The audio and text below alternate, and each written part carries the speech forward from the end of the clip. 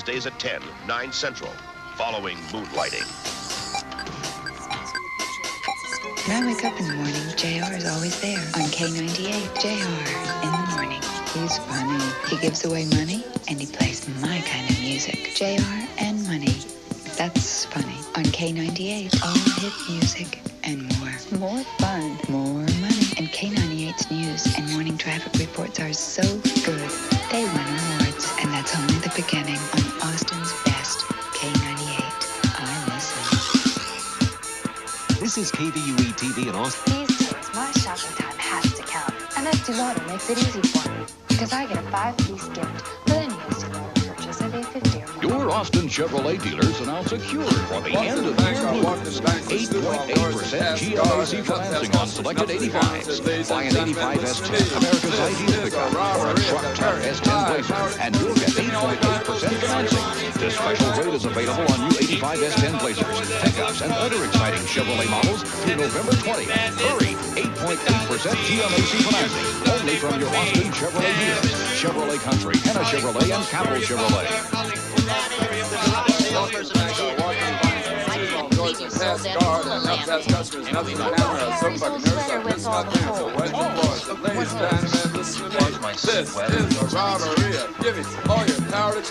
Give me back my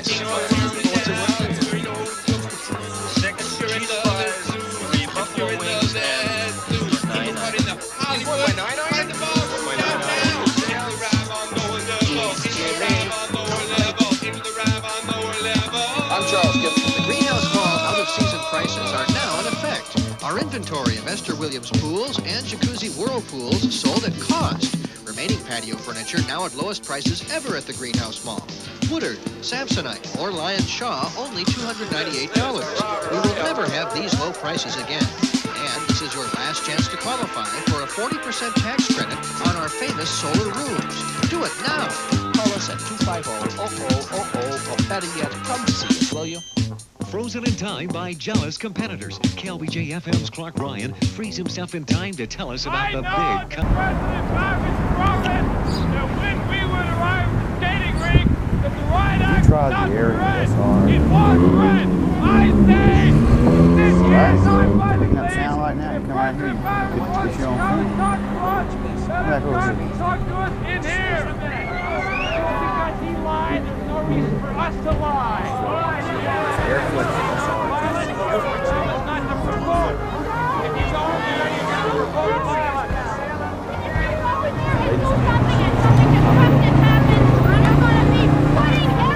Every student on this campus in the same problem without justice behind you, and there's got to be something.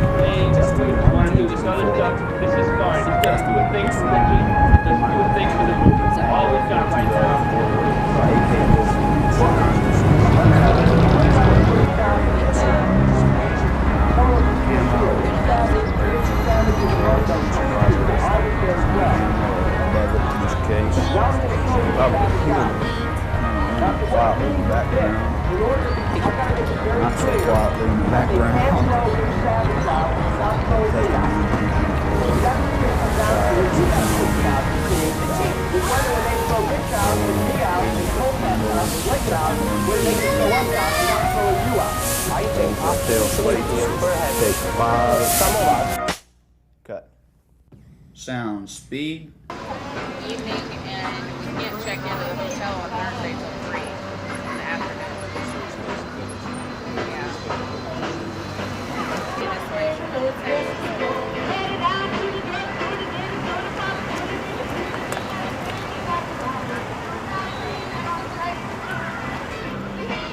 Is that I talk to Raven?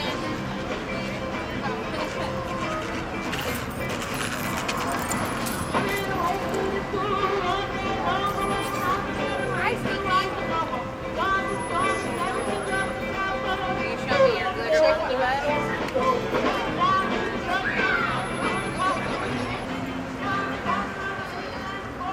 Like the glitter troll? No.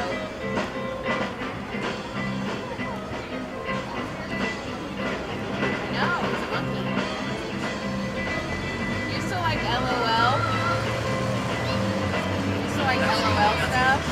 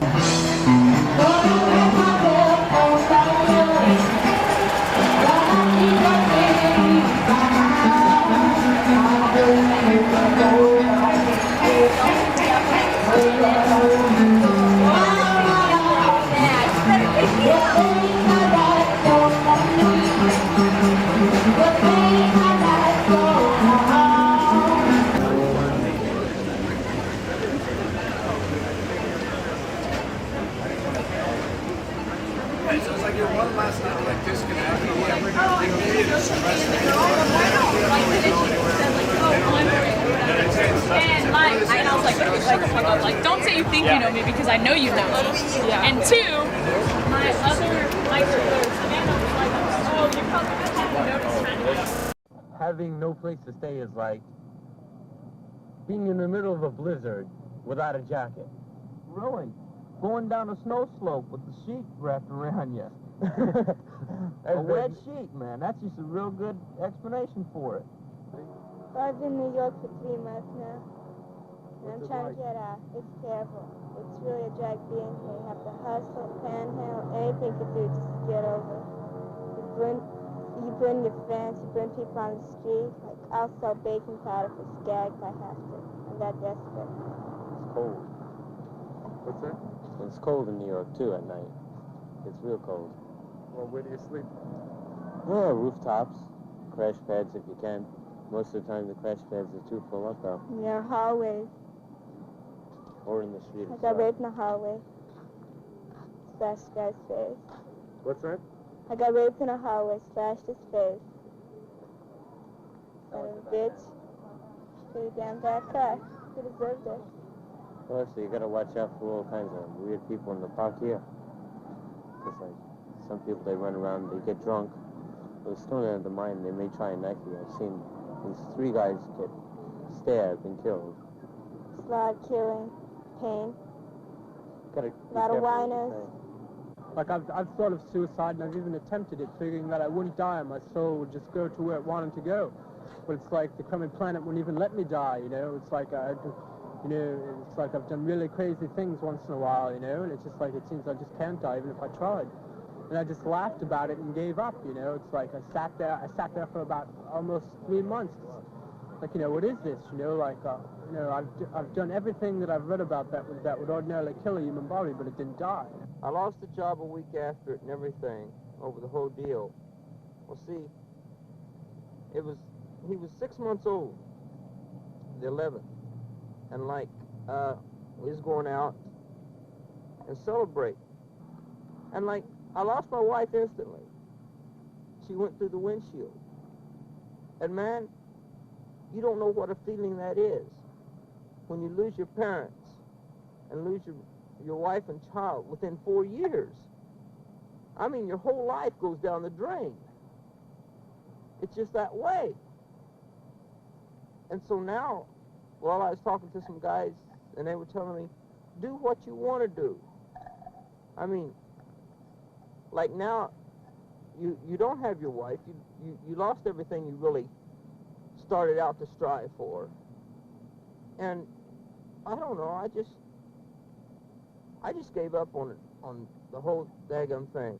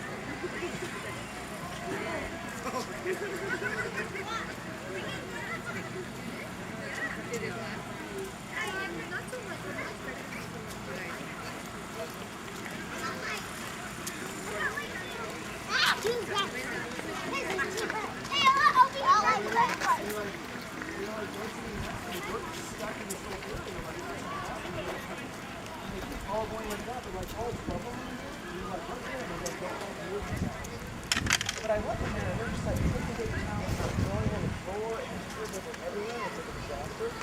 And I was about to light up like 12 years, 12 like 14 years old.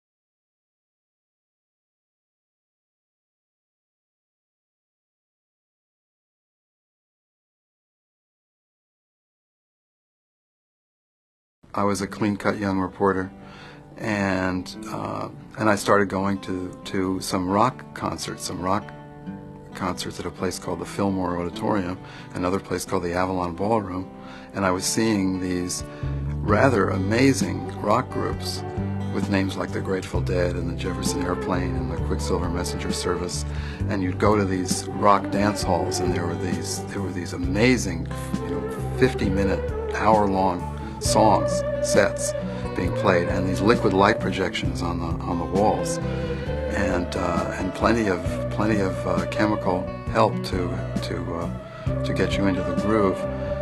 And and I remember at the Fillmore there were great baskets of free apples. Everybody would come and take an apple, and would you like some of my tangerine? And there were songs being created almost hourly that resonated so powerfully. There were just anthem after anthem after anthem coming out from these groups, from these California groups like the Jefferson Airplane, and from Bob Dylan, and from the Stones, and from the Beatles, and it seemed to be all over the world. There seemed to be some places that it was erupting from especially strongly, like London and San Francisco and the Lower East Side of New York, but it would become national almost immediately. There was a feeling that this upsurge was had a religious significance, a kind of millennial significance, that everything was going to change and change forever, and people were going to change, and that people were going to love each other, and they were going to live together, and that this wasn't just people learning to live together, but this was a sort of harmony of the whole universe. We were going to achieve some sort of enlightenment. I mean, this was the view. I don't know how many people really took it seriously. I never quite took it seriously myself, but there were certainly a lot of very articulate, important hippies, artists, mystics, leaders of the time who took it completely seriously, and who certainly believed it would change the world forever. Who believed that the music was not just music, was not just something nice to listen to, but was an instrument of global enlightenment.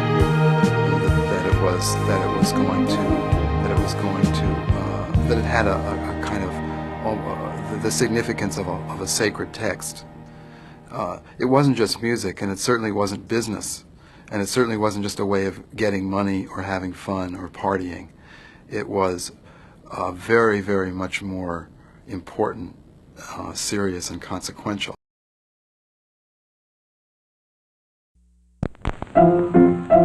Let's all go to the lobby. Let's all go to the lobby. Let's all go to the lobby to get ourselves a treat. Delicious things to eat.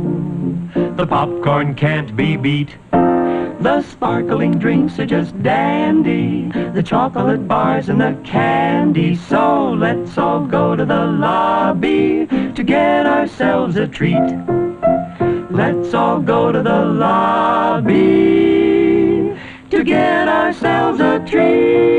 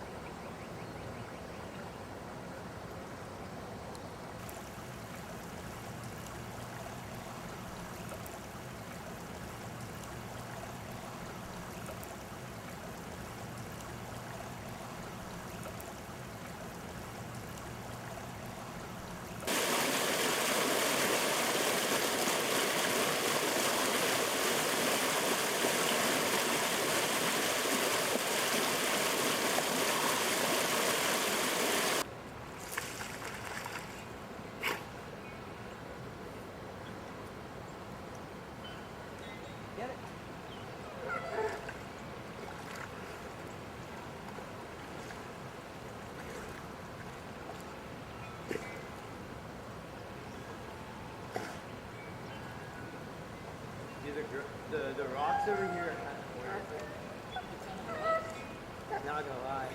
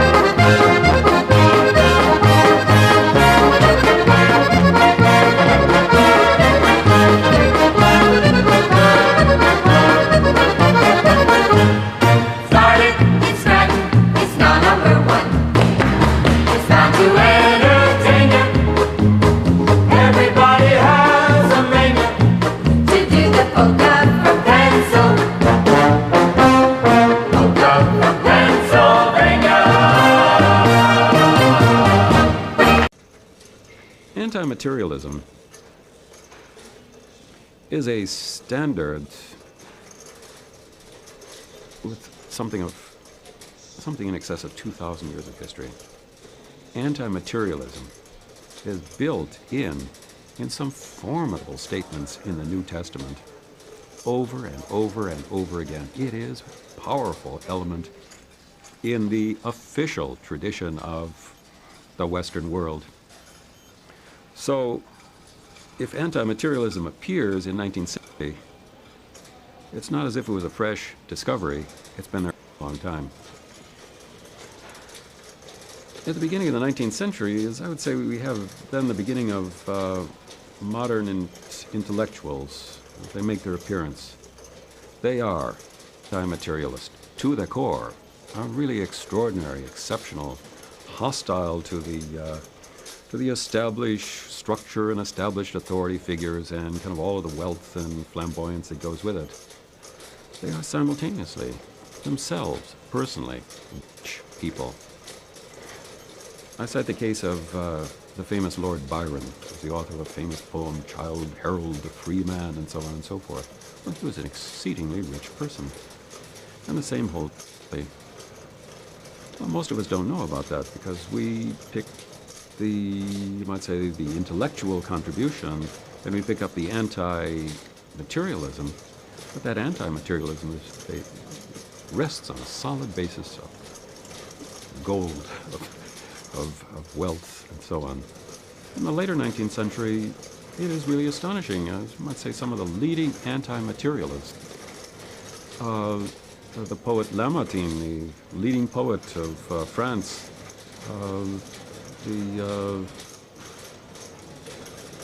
Germany's leading poet after Goethe. Name slipped mind. Both anti-materialists, and their life conditions are based on wealth that was just phenomenal for the average person. Karl Marx, who was dramatized and portrayed as living a life of abject poverty in London. At his worst point in London, his income ran between 200 and 200 pounds a year. That would be 3 or 4 times the income of the average worker. His final settlement with Engels involved 350 pounds a year. In the United States, the equivalent, because that actually ran about 7 times the income of a skilled worker in Britain. The equivalent in the United States would be a yearly income of $125,000.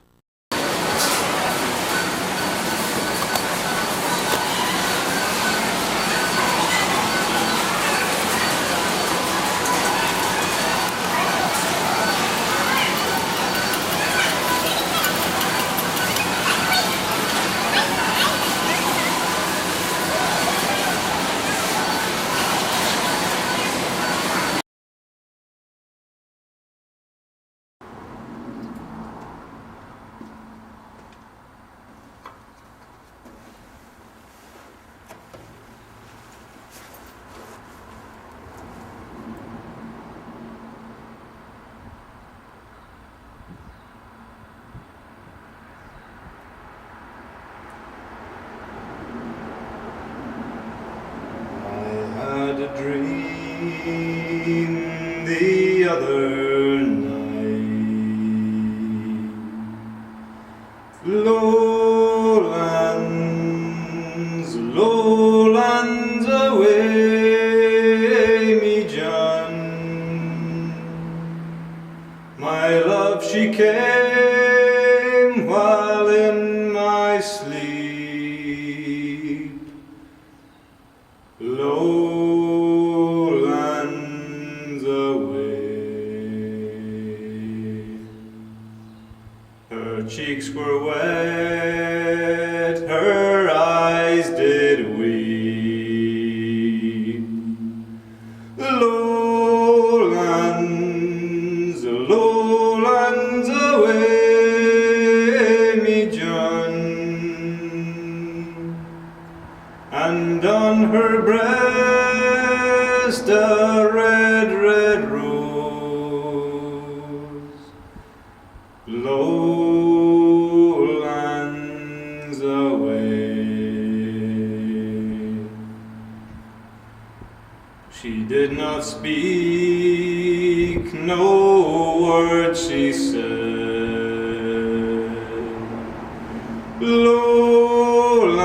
Lowlands, lowlands away, me John, all dressed in white like some fair bride.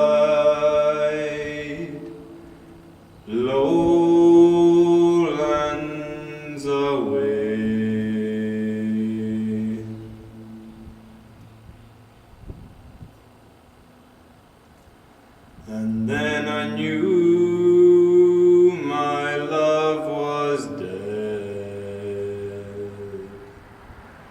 lowlands away.